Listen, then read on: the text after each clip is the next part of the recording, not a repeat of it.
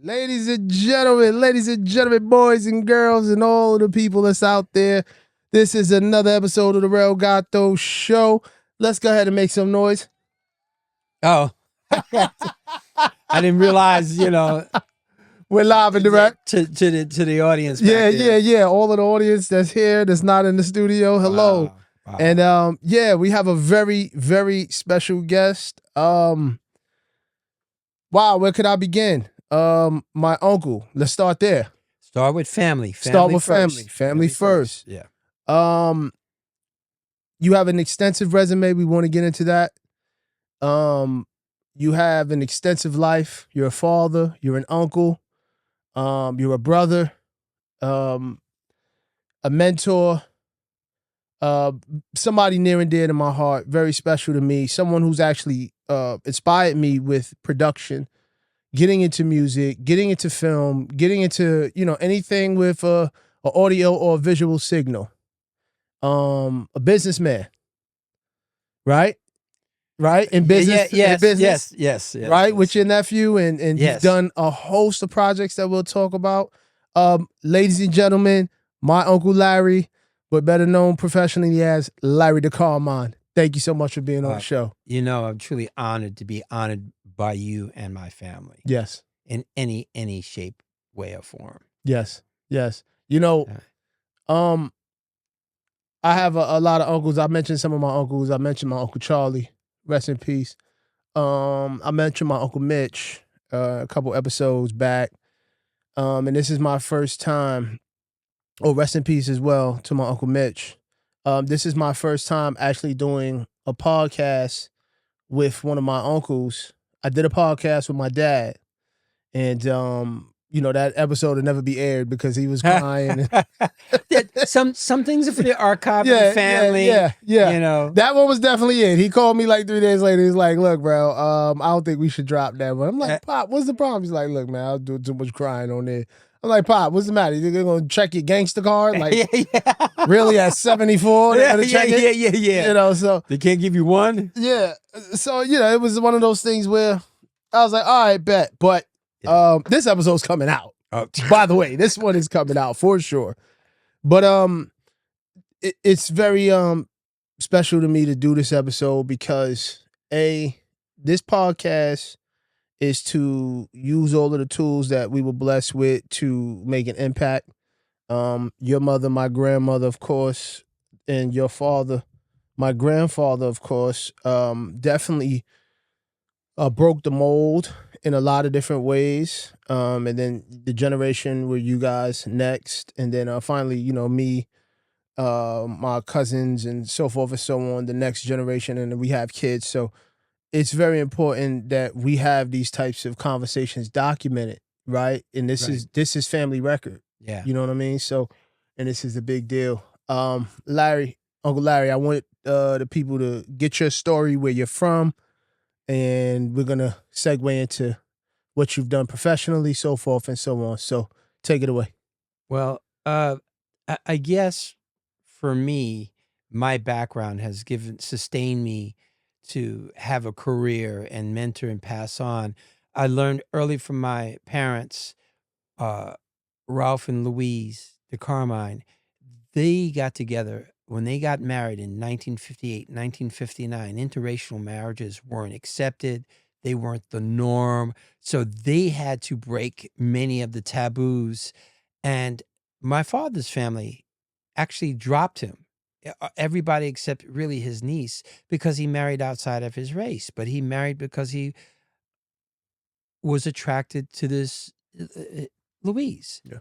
And Louise married my father, even though he had to really work to get on her good side, because he showed her the love and the attention, and they formed the bond and a team. But they had many things outside of their relationship not going for them. Family discrepancies. My mother's family welcomed my father, but my father's family didn't welcome my mother.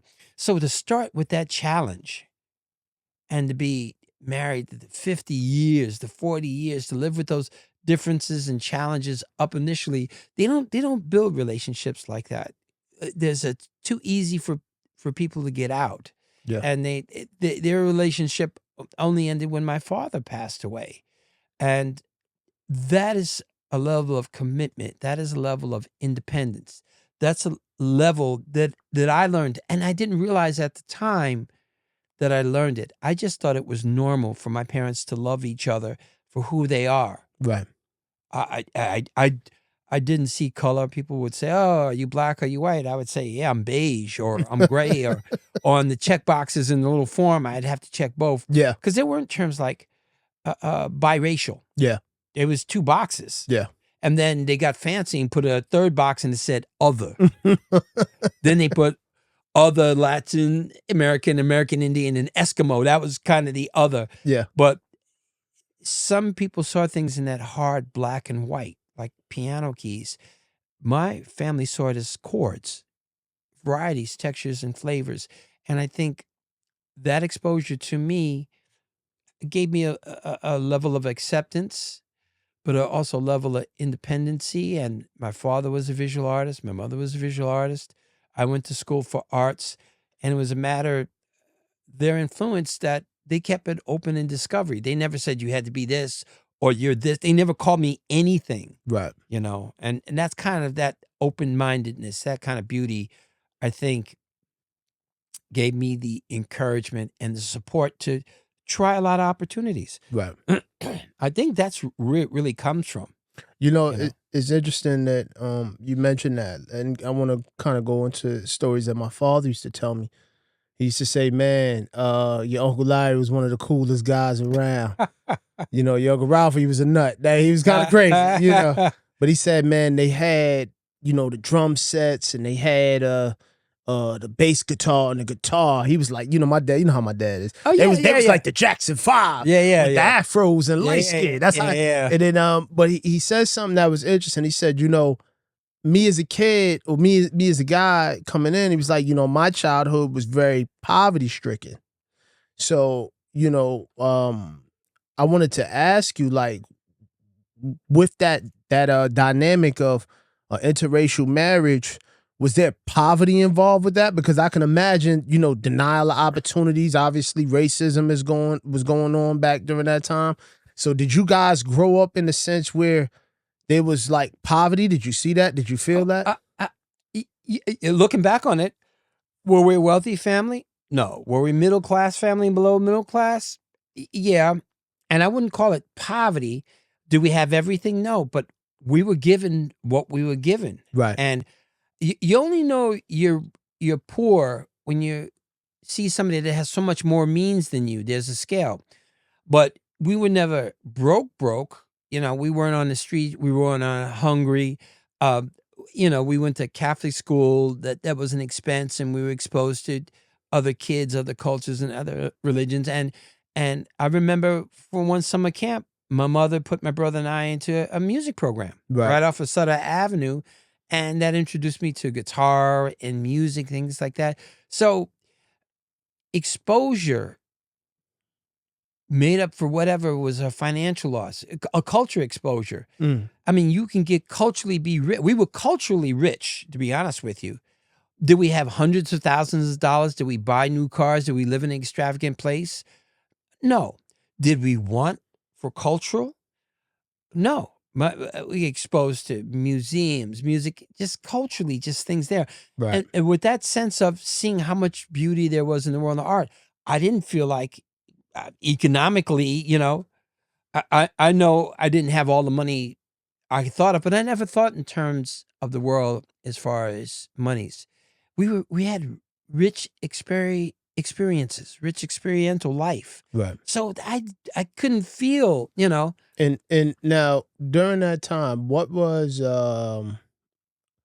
my grandmother and my grandfather's occupation? What were they doing? Before they got married, they used to work as display artists. And now we call it advertising, marketing. We call them graphic artists, but they would set up displays and craft things for large store windows like the Macy's windows. And those are very famous for having opulent displays, and you'd see the Christmas landscapes. And those are things of art and tactical beauty. They used to build that. Then they opened their own store called Variety Fair. 965 Fulton Street, and then they moved to a larger one in 967, 2 doors down. And you would still see in the Halloween, my father would do these scary displays and dress a mannequin. And they took that art into business selling housewares. Long before Targets and long before the large box stores, they carried everything. And they made shades back in the time when people made shades. And my dad made keys, and he locksmith. He sold pots and pans and toilet, just all the things into the house. And you learned people sometimes by what they bought, how they lived. And my father, because of his jolly, jovial, generous nature, was a man just popular on the street. And my mother had a little bit more of a business mind and be a little bit more stern. So they had a nice balance, you know. They would order from different retailers, different sales, and I could see how they would structure the business of merchandising, marketing, customer service before that term, dealing with people. And people would come in there to buy the items they needed, but there was fellowship and friendly. Like, we go to Target, we don't know who works there. We go to Sam's, we don't we know got self-checkout, so we really don't know. Right. We've gotten to the point where we've been less and less involved with the experience of selling and trading in goods. And they would listen to the customers, and my father would speak his broken Spanish to people. Yeah. And then I learned about Caribbean people through his, because everybody came into the store. Right. Everybody came into a store. The guys that used to sell them the retail stuff were Jewish salesmen, and the people that used to buy them were Creole, Haitian, Jamaican. Just the whole world came through there. And everybody was the same in his eyes.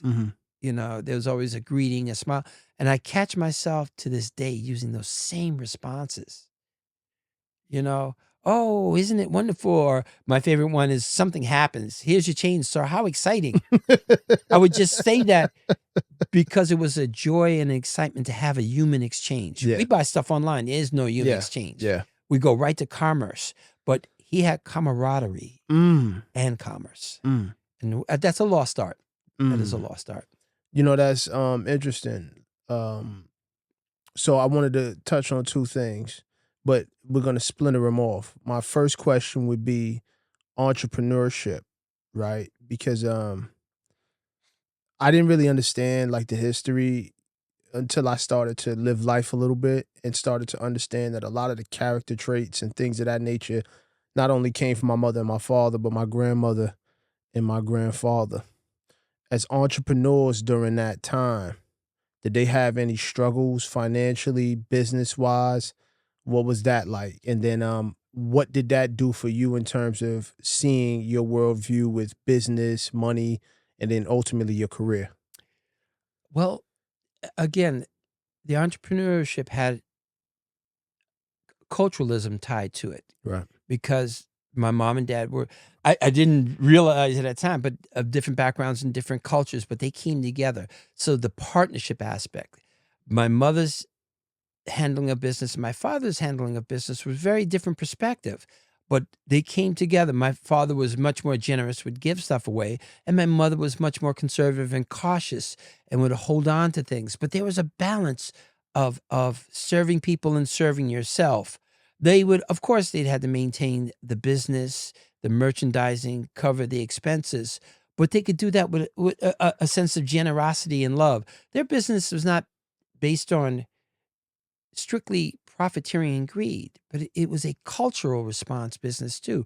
People would be attracted to the affinity of doing business with them for cultural responses. And I think if you're a businessman, if you're a marketer, if you're going to be an entrepreneur, you got to understand culture, because that lets you understand people and you can understand your customers and your clientele.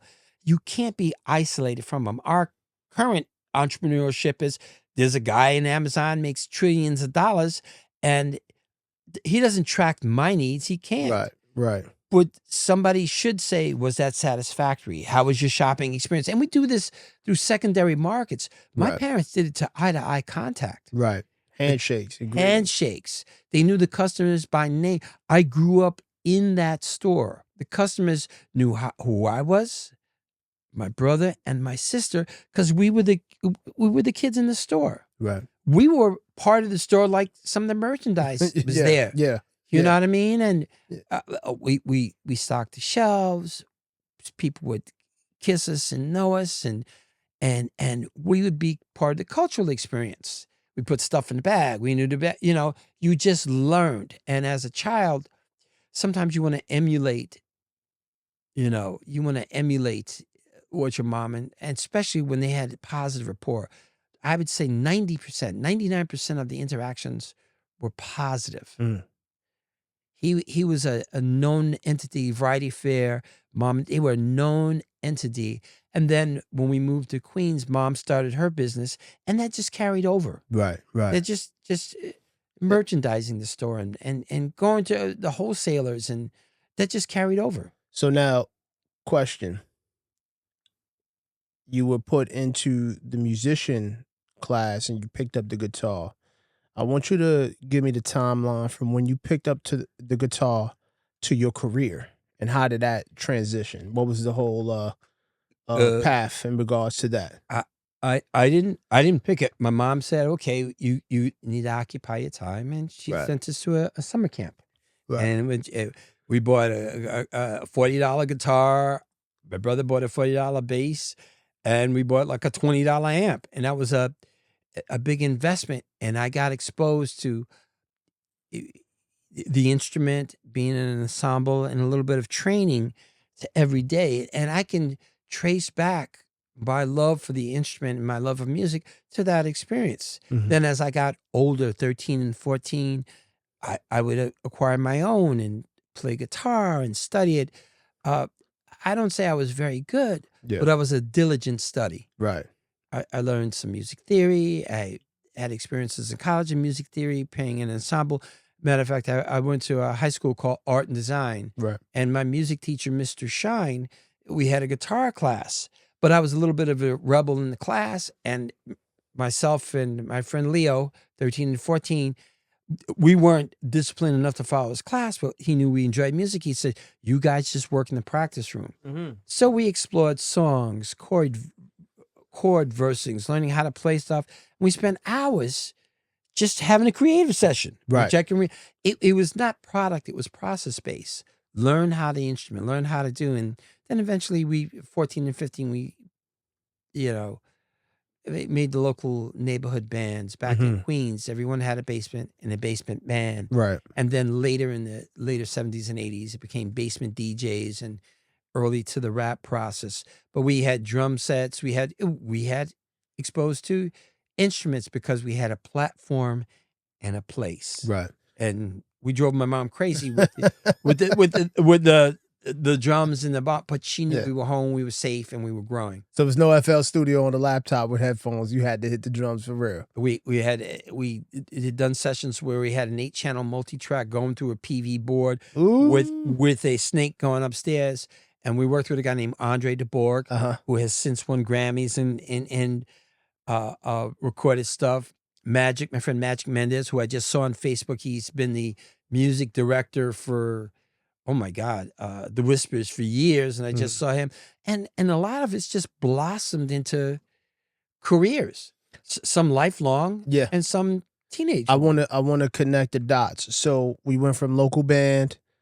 Now you went to college for Well, in my college studies, and I wasn't necessarily a disciplined college student, I was exploratory. right. So I went for mechanical engineering for a year. Then I switched over to electrical engineering. It was way before the computer programs.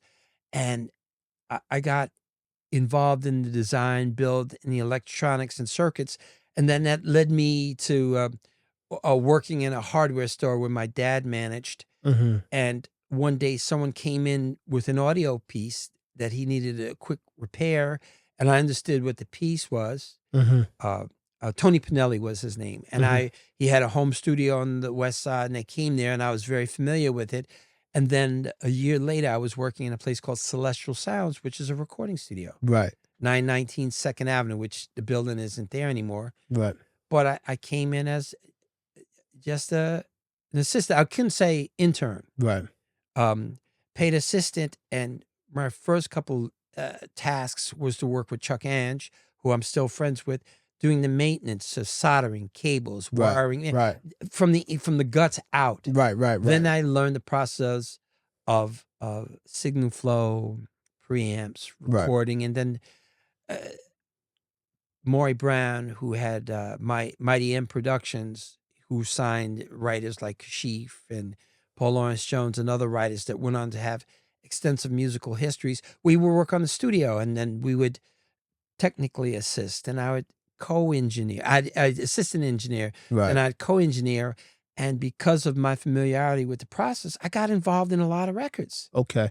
What was give me some rundowns of some very memorable records, because as an audio engineer, you kind of remember like your first milestone sessions, sessions that like actually gave you somewhat of a name as a recording engineer or mixing and a mastering engineer or whatever the craft was, and you remember those sessions. They're like these milestones. Give me some of your milestone sessions where you was like, oh man, I'm actually here. I'm a official engineer. I'm an official producer. Throw some things out. One of my earliest, Chuck Ange, who was a recording engineer in our maintenance, he was mixing a record called Circles. It was a avant-garde jazz with Dave Holland, Barry Altschul, Chick Corea, and Anthony Braxton. And this was music played live in a club in Boston that was recorded on a 2-track Revox. And we brought the Revox in, and I'd never heard music like this. Right. They would be inside of the piano tapping it with hammers, and there'd be multiple horns at the same time. And it took me out of music as just rhythm and melody, but to make atmospherics Right. and avant-garde. And it showed me that music was just not confined to our 12-note system Right. that I had studied. And I was just fascinated. And the record's still around. And it was my first exposure to something outside conventional pop and R&B music. Then I started getting involved with sessions. I'd done an early introduction to a guy named Kenny G, and I was working with the musicians that went on to work on his first hit record. I've worked in doing demos and eventually records for a guy named Najee, Jonathan Butler, Evelyn King, Lilo, Freddie Jackson. There was a whole Glenn Jones. There was a whole R&B side. Then there was Suzanne Vega with Tom's Diner. And I got to sit in on so many sessions of pivotal records, the Kashif records, the Paul Lawrence records, the Melba Moore. So I sat in as an assistant and started working my way through the process. Right. I sat behind Ed Shami, just many, many pivotal craftsmen in New York. And I just learned. Loved living. Did Billy Ocean's first big pop record, and it was just amazing. Wow. Caribbean Queen, we didn't work on that, but suddenly and all those, and we did a second. So I really, Luther Vandross, I didn't know who these people were going to have mega careers. Yeah. But they were in the studio and they were like working musicians, just like I was a working engineer. Right. And you work your way through. Right. And then they say, okay, you can have, your clients can come in from 6 to midnight or midnight to 6. Right. And we did somebody else's guy with Jocelyn Brown there. It was a phenomenal, that wasn't a session. Hugo Dwyer was the engineer. I was the second engineer, but there was so much to do. Yeah. Fred McFarlane and Alan George, and all of them came through. There's so many great musicians that played on that record. And of course, Jocelyn Brown had been a session singer, and Connie Harvey, all these people. And it wasn't a session, it was a party. So I started out at seeing music as such a explorative to something that moved people's emotions. Mhm. And get off your high horse, a lot of records. So I can't say it was one thing. Each week, each month, sometimes each day, there was a pivotal session. I worked for, and it'll give me a moment to remember his name, but he was the bass player for Cheap Trick, and he was doing demos for his solo album. Mm. And because of that, I worked on another Katrina and Waves, Sunshine. with I can't even think of with the producer, and I was the engineer, and we had several takes of the song, and we were just discussing what makes the better performance, and that's when I realized where I started transition into producing. It was basically the question, "Hey, stupid, what do you think?" That was, and I realized that was not a technical question. That was an Yeah. aesthetic Yeah. question. Or feel. Yeah. What do you feel? Yeah. And there's no real right or wrong for that. Right. And I realized that part of the engineer's job was not only to do technically, but help the feel. I learned that doing stuff with Michelle Ndegeocello, loved working with her, the Black Rock Coalition, and many, many, many artists that were doing some vibrant, some interesting stuff. It's thrilling to hear your mix on the radio. Yeah. What was the records that, how could I say, like the biggest ones in your catalog that you may have had something to do with? The Freddie Jackson album was Yeah. pretty huge. Yes. Lilo's Records, Kashif's first album. I did some mixes and some remastering on the Fatback Band. I Found Lovin' that became, I at the time I was doing it, I could Glenn Jones. Yeah. He Show Me, that was a tremendous hit. And then Burt Bacharach wrote the score for Find of the Lost Loves, which was a ABC show. Mhm. But he heard that record and he took his theme off and used Glenn's. I didn't realize the depth of what music could expand. I Right. also did some soundtrack work for a couple of independent films that put me in the film world, working Yeah. with Spike Lee and other people. So I didn't realize Yeah. where it would go. It's so crazy. Like, yeah, like you don't realize where it will go. Even to me, and as far as like with my journey with the music, like it just kind of happened. It's just like just things happen. You're kind of there, and then you just, oh man, this record came out, and oh, I did this record. Yeah. And then it pivots into different types of deals, and then it pivots into film, and then next thing you know, you're capturing content for people that you've never even thought. I want to know though, because you mentioned transitioning into the film. What was it like working with Spike Lee? New York Knicks just won a championship. Yeah, he's So he's a diehard New York Knicks fan. We love him. Shout out to Spike Lee. Give me some of the rundown into your film background, transitioning, coming from the music. Spike is, I think, a noted creative, a noted director, a noted writer, but he's an opportunity giver. If I look at the people that have gone through his crew, from actors to technicians, he gave us all opportunities. He was instrumental for me getting into the union, him and John Killick, but also Malik Saeed, who turned into a wonderful DP, Jeff Bird, who turned into a director. I look back on his camp, Larry Cherry, Kevin Latson, rest his soul. He gave us opportunity. He put me in positions where I learned by doing. Again, I was never an intern. Right. I was a crew member, treated with high dignity and respect. And Spike would yell at me just like he would yell at anyone else, but not out of antagonistic. He would say, "Hey, man, your craft." He saw it as a craft to be learned. Right. And I've had the opportunity to work with, oh my God. What was the first film that you worked with him on? I worked on the soundtrack and the music for School Days. Wow. I wrote music and worked on the soundtrack for Do the Right Thing, which I wrote some of the music, but there's so many, Al Jarreau, Third, where I got a chance to work with so many artists through that. And I got to see what would happen from a recording to a soundtrack. Right. And how it translated from just a sonic platform to visual sonic platform.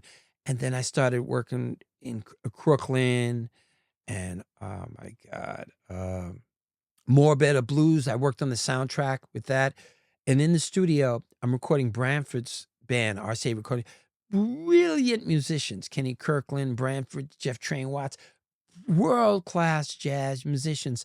And here over my shoulder is Denzel Washington sitting there with a trumpet, and he's mimicking the fingering so he can be accurate on screen. And he's sitting there in the session, and didn't call any attention. He's just doing his freaking job. Yeah.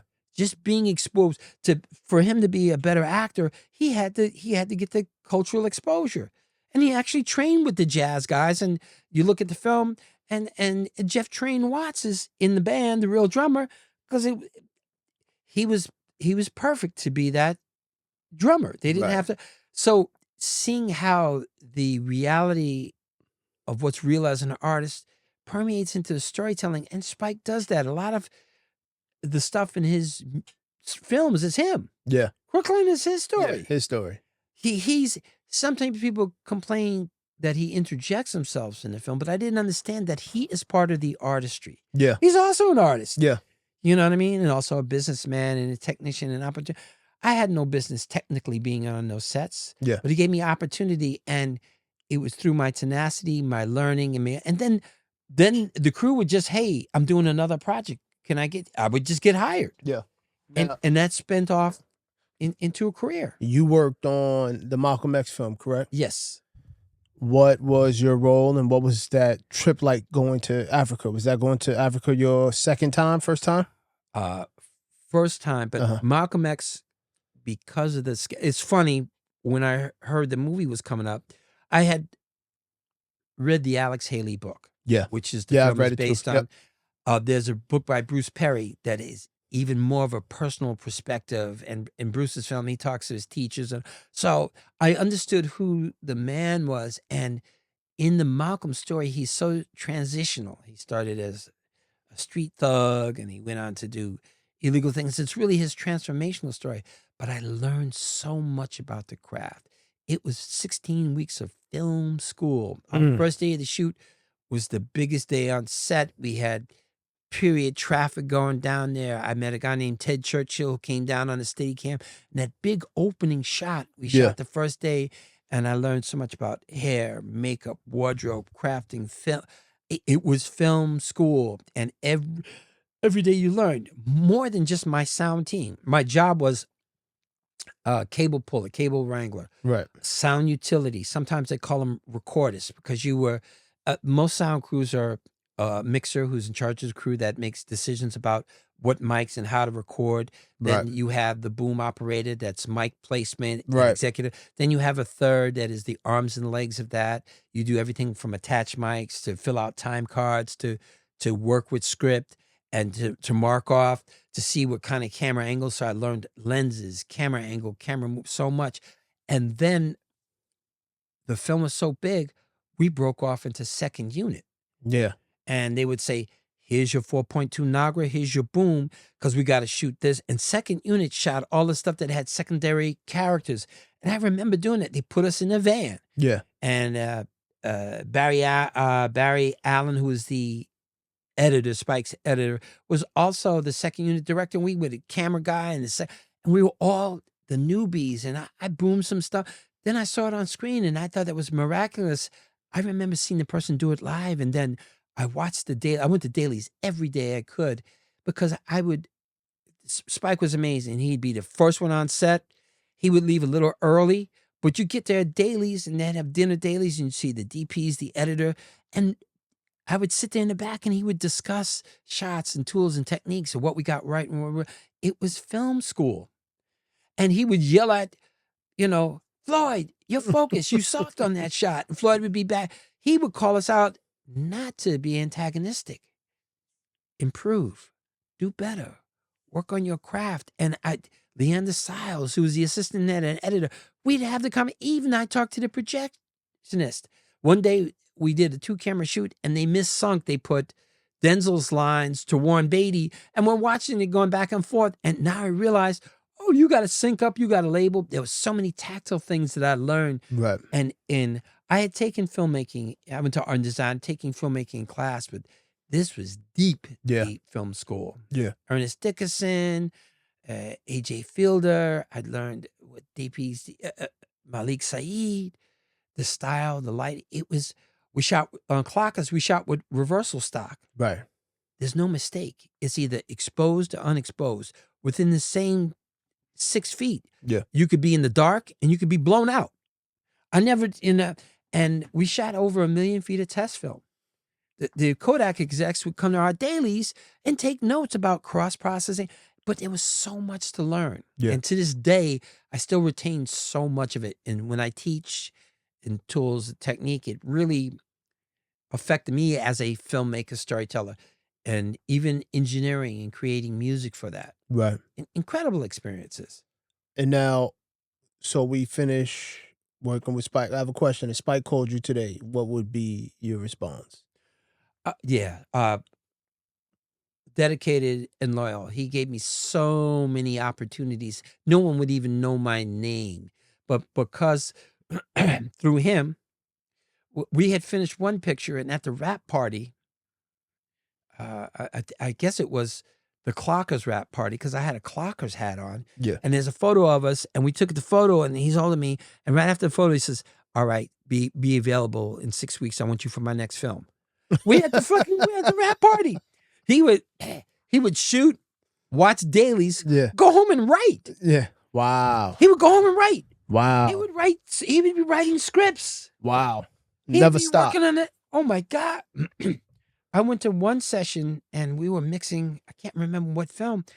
Don Steele, who was the head of Columbia Pictures, he got on an argument on the phone and they were cursing. He was cursing out. And I realized he just cursed out the person that gave him, you know what I mean?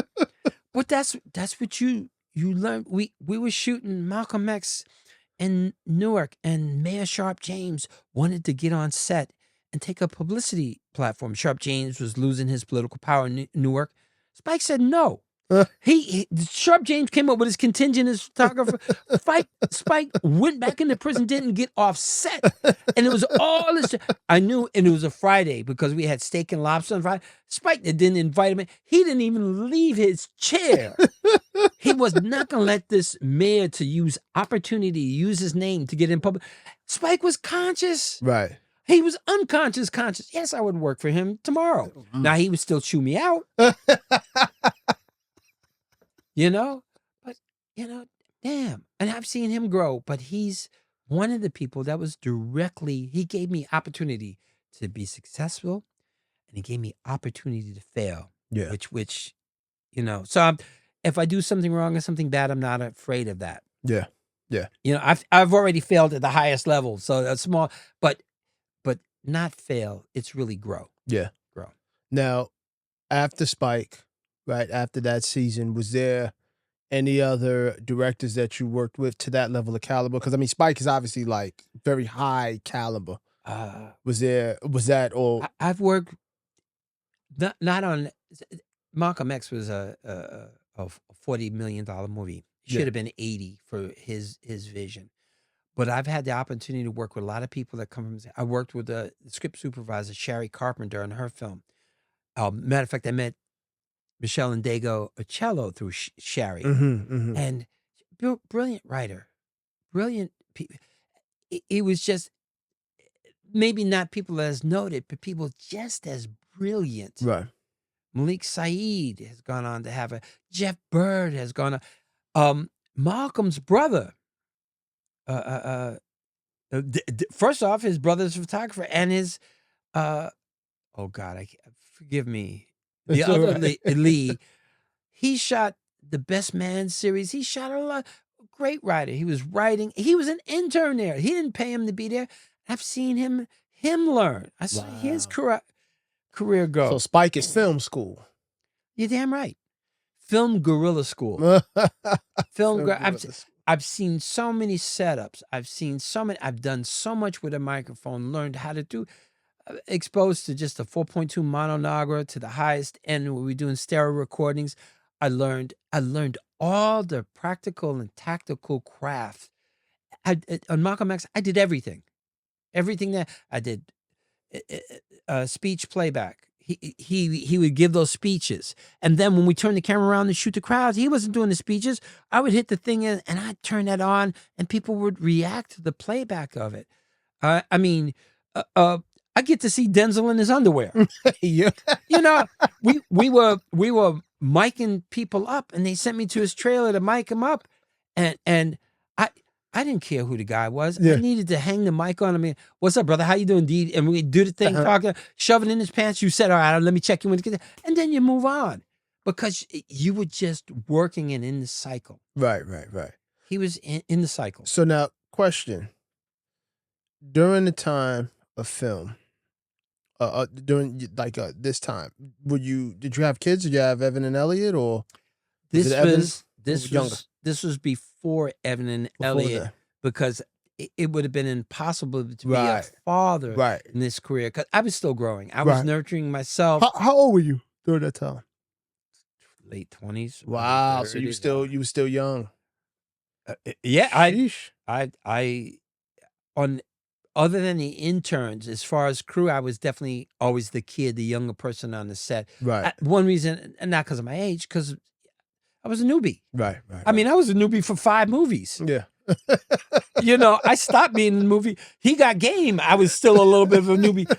But Spike is very loyal to his crew. And I see this ain't, all of a sudden it's like, okay, you can come on the truck now. Yeah. Because I had, You become part of that family, part of that infrastructure. And it's definitely a family. Wow. It's definitely an infrastructure. Wow. We looked out for each other. It was only competition to become better at your game. And I learned from the key grips. I learned from Teddy, the transportation captain.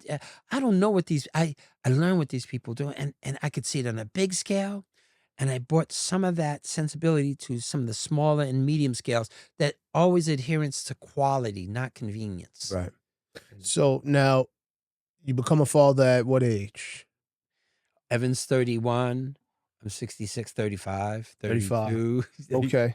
And now you get into teaching, right? And you get into being a professor. What was that transition coming from obviously that heavy work schedule? Because for those who don't know, like any sort of film work, I've done PAing for a little while. I've done, some producing stuff for a little while. It is no joke. You're going to get 16 to 20-hour days sometimes. Sometimes you might as well not even go home. A 16-hour day. Yes. When people say, oh, we're just shooting a 12-hour, I'm saying, why are we working half day? Yeah. So it could get really intense. A 6 to 6 call is 12 hours. But if you do 6 to 9, 6 to 8, then you got daily. Oh, yeah. Easy. Because you had to fit it in that schedule. Yeah. But coming from that transition, that was obviously a lot of workload to becoming a father. What was that adjustment like for you in terms of like mentally, career wise? You were no longer living for yourself in your career. What was that like? Met a woman. She was from Florida. Moved to Florida, had kids, and I was still doing the freelancing, traveled all over the world, went everywhere, Europe, Asia, working on everything from concert films, using all the skills, the music skills, the recording, still working in the recording studio, producing, that you get in that world. When I had children, and as they were younger, I still could do that. But when they got into school age, I wanted to spend more time. So a teaching opportunity came up, teaching at a film at an arts high school. And eventually I taught at a college. I taught at the college first. I was able to emulate my children's school schedule.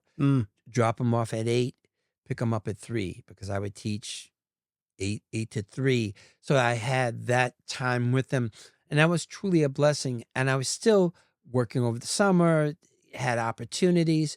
I wasn't pulling, 16 weeks of 16-hour days anymore. Right. But I still had film opportunities, local opportunities, developed some things in Florida to still have that, so I can align myself with my children. They had now become my new career and a new investment culturally as a dad. I enjoy being a father, and my son Evan went into photography. I helped start a high school. He went to the School of the Arts, film department. He went there, so I could see them blossom through the arts. And even Elliot, later in high school, has a great ability to be an animator. Yeah. I remember his 3D animations was insane. Oh my God, but self-taught, self-aware, and I could teach tools and techniques. I could teach how you should do billing for that. I can't teach desire. Right. I can't teach talent. I can direct. I can shape talent. I can show you how to pick up a camera, focus a lens. I could show you what composition is, but if you don't inherently have those things. So I saw that develop in my kids. And I was love being a part of that because those are some of the things that I've passed on to my parents. Did the same thing for me. Right. My mom suffered through a lot of basement bands. Right. Well, you know, Evan shot a lot of film. Ellie it was digital by that time. Yeah. So much easier. Yeah. He could shoot 10,000 shots, but he was just shooting tens of shots with a high consciousness of the beauty, the composition, and that was really a joy to see them develop. And when they went to school for this, Evan went to school at Skadden in Atlanta. He was well prepared to sit there because he had a great technical understanding. Right. And he had a great artistic understanding. Matter of fact, his first semester in school, he called me up and says, "Dad, I don't know if I belong here." I said, "These kids don't know anything. They don't know shutter speed, f-stop." I'm saying, I got to show them how. And I said, "Evan, you've had 4 years exposure to this, plus thousands of hours on your own." Yeah. These are coming to their first art school. This year, 5th year. Yeah. In art school. Yeah, you've been on set with me. He learned to use a red camera before I did. Yeah. Wow. Because he somebody said we need a PA. He volunteered. He started learning how to build a camera. Mm-hmm. He got exposed to that. I wound up working for that director 10 years later, and he says, "How's your son doing?" Full circle. Yeah. Now, Yeah. you have Chris, who's a dope drummer. Oh my God, music talent. And then you have myself. Oh my gosh. What was that like? Not just recognizing the talents within your sons, but seeing the talent within your bloodline, within, the ones who do creative endeavors related to music and film. That's more extensions of the branch.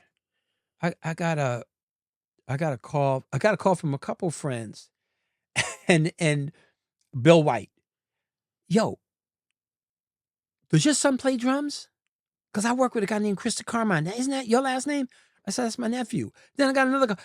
He was entering the same circle of musicians that I was working with in the studio. Wow. I said, "Roy Ayers." Yep. I did a project with Roy Ayers. He was the drummer for Roy Ayers. It's like, keep it in the family. Right. Is it a 10-year difference in the time? But you gotta love that. Right.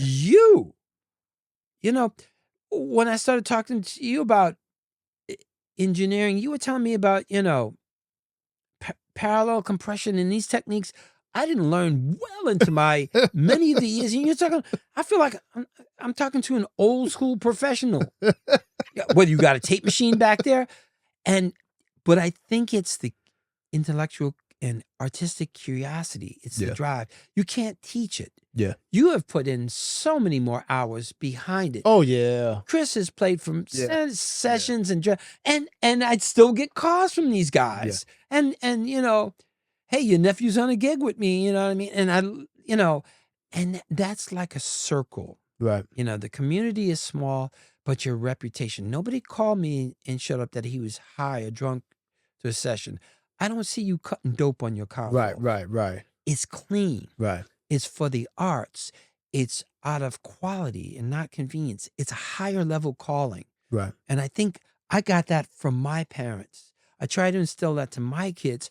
Peripherally, it spread out laterally to you guys. Yeah. And there's a pride there,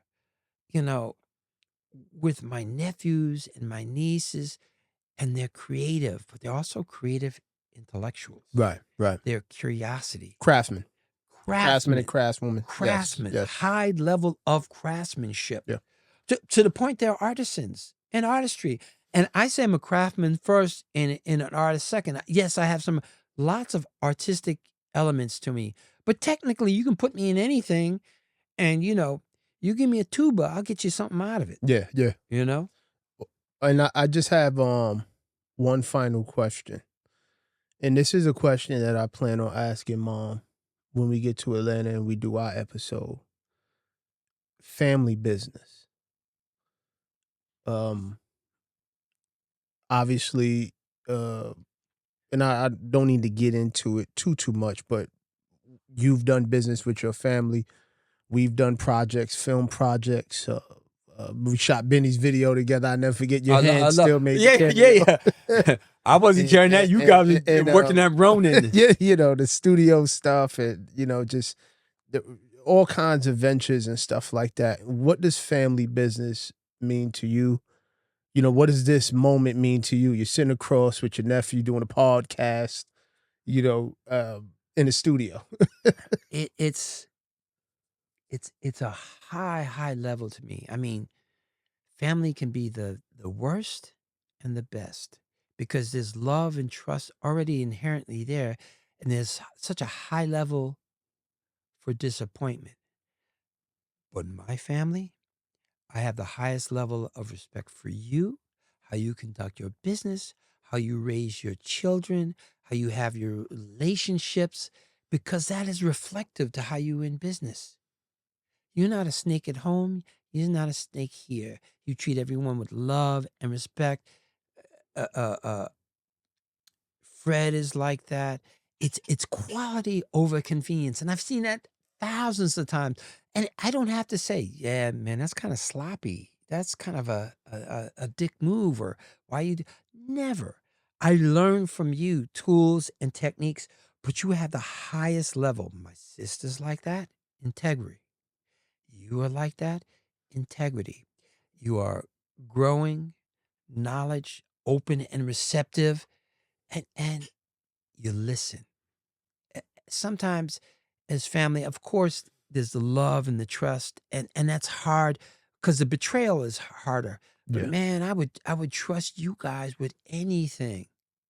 Matter of fact, as you said, the generations should get together and share some of that entrepreneurial, share some of that creative. Share La, watching La do Thelma and Louise. She's an artist. They make stuff tactile, and she'd put the art, she'd put the love, and they keep saying the same thing. Well, we love to do it, and we make it with love. Right. And we learn, I'm saying, this is a platform for a brilliant business. It's already a brilliant business. It's just got a scale. Right. But they're handling and they're moving, and my sister's helping them. She's leading them and following them. She's letting them lead, and she's support. And her stamp is there, but she's not repressive. Yeah. You ask her for advice, you'll get it. That's one thing I could say that I'm very thankful for. With my mother, with you, and just y'all perspective in business. And my mother obviously is my mom. You know how she is. Moms is moms. Oh, yeah. But one thing I could say, especially as things have developed and there has been obviously some failures, but some successes as well, that that ability to allow the next generation to actually lead and flourish. And like you said earlier, I've showed you stuff and you're an accomplished engineer. Like that is definitely becoming the Carmine culture. And I'm very blessed to be a part of that, to be working towards that, because I have a debt, I have a obligation, I have a duty to fulfill to our grandparents. You bring that up. You know that, but what I'm saying comes through me from them. You're saying the same thing. They were family business too. Husband and wife is a hard business to get, because there's the business side, and they did that balance. And I guess I saw that. But you bring that core up. Anytime that trunk of the tree, you're always walking on. I'm part of the brand structure. You guys are the extension of the brand structure. But that root structure, you bring that, you circle me back to that. You keep that forefront in my mind. Stuff that I've forgotten, you say, hey, legacy. It's so important. Legacy. Right. Because when you really break it down, we are truly blessed. And the whole goal, and I always like to think, like, what would my grandmother think if I do this? When I was chasing the rap game and trying to be a part of that, there was times and moments where I didn't think on what my grandmother would think about what I'm doing. Even though I was building, it wasn't more so just the result of what was built, but the intention behind it. But once I started to realize that, wait a minute, everything that I have is it's bestowed from before me. So I have an honor to give it back. And not only that, but to tell our story, to tell the story of my grandmother and grandfather, and to continue to encourage people to come together with their families, build things, continue to build legacy, and continue to have these types of conversations with the generation here and the generation that I'm a part of, and then the generation after, because we determine what they're going to follow. You bring up the concept of legacy and decency. You don't misalign any of them. I remember I took my mom to the premiere of Do the Right Thing. And, my mom didn't know what to expect in the film. And we sit there in the seats, and sitting behind us is Mayor Dinkins and Al Sharpton. And my mother's sitting there, and she turns around, she sees him. She says, that's Mayor Dinkins and Al Sharpton. I said, yes, because the crew got the first couple rows. And then and she couldn't believe it. And then we went to dinner after that, and she told me about how that movie instilled some history of racism. And she told me about the relationship when her and my father, and how they didn't get along. And that movie, that piece of art really opened up, it stirred up something in her, and she related to me. And I said, oh my God, that's part of my legacy. That is part of my decency. So I never want to take for granted what I have been given and what I need to give back. And it's got to stay aligned. If I didn't work on that movie, my mother didn't go to and she sat there, and whether she loved the movie or hated it, which she really loved the movie, but it showed her how this Italian man in a Black environment, and that just triggered her relationship with my father. And then she told me some stuff that I wasn't privy. I was in my 30s, I guess, when the movie. She said, I thought of your father in this way. And I never knew. Never knew. I never knew. But, I looked at them with a renewed respect of what they did and what they built. And if that can come through me to you guys, oh my God, I am blessed. Awesome. We're going to leave it at that, Uncle Larry. I know we could go on for days and days. We would love to do a part 2. Oh my I know gosh. you got plenty of other stories. Oh my gosh. But I always do this segment as well. Obviously, for the people who watch the podcast, you never know what opportunities may come from here. So please, if you would like to share, tell people where they can find you at for possible business, different types of opportunities with your contacts. Oh man, y'all gonna laugh. The Carmine L at AOL. I'm going to get my $19 out of that. I've had the same phone number for 30 years. I've had the same y'all. Oh, it's instant messenger and you got mixer. You got a Facebook, Larry the Carmine? Yeah, I got a Facebook. Okay. Okay, and obviously if you want to see some of the work that he's been a part of, you could just definitely check out the IMDb. Yeah, it is Google. I'm one of my greatest joys now. I'm working with a bunch of young filmmakers that feel like my nieces and my nephews, and usually I'm the senior person of the crew, but man, they listen, we exchange, and I learn so much from them. It's like, woo, we back in film school. Oh, this is what, and it's led me to work for some fairly noted directors and producers. I don't want to mention their name because now there's restricted for some of the projects. Let's save it for part 2. Yeah. How's that sound? Once the project is out, out. Oh yeah. You could go. Oh yeah, I worked on that. Yeah. I worked with this, and it feels the opportunity just flow through me. Yeah, which is wonderful. Well, Larry, I love you, man, and I'm so thankful. Oh my God, for everything that caught me by surprise. Yeah. Well, we had to do it. I had to get it on record. And on that note, another episode of Real Gato TV. Make sure you like, comment, subscribe, tell a friend, tell a friend to tell a friend. And let me know what you thought about the episode. Put some comments in there. I'll definitely respond. And until next time, peace. God bless. Thank you. Thank you, man.